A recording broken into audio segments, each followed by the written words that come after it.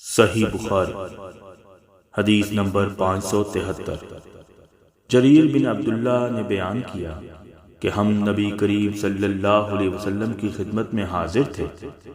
آپ صلی اللہ علیہ وسلم نے چاند کی طرف نظر اٹھائی جو 14ویں رات کا تھا، پھر فرمایا کہ تم لوگ بے ٹوک اپنے رب کو اسی طرح دیکھو گے جیسے اس چاند کو دیکھ رہے ہو۔ اسے دیکھنے میں تم کو کسی قسم کی بھی مزاحمت نہ ہوگی، یا یہ فرمایا کہ تمہیں اس کے دیدار میں مطلق شبہ نہ ہوگا۔ اس لیے اگر تم سے سورج کے طلوع اور غروب سے پہلے فجر اور عصر کی نمازوں کے پڑھنے میں کوتاہی نہ ہو سکے تو ایسا ضرور کرو، کیونکہ انہی کے طفیل دیدار الہی نصیب ہوگا، یا انہی وقتوں میں یہ رویت ملے گی۔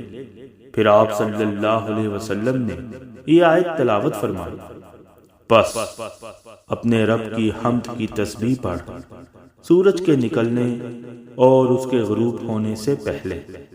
امام ابو عبداللہ بخاری رحمۃ اللہ علیہ نے کہا کہ ابن شہاب نے اسماعیل کے واسطے سے جو قیس سے بواسطہ جریر راوی ہیں یہ زیادتی نقل کی کہ نبی کریم صلی اللہ علیہ وسلم نے فرمایا تم اپنے رب کو صاف دیکھو گے۔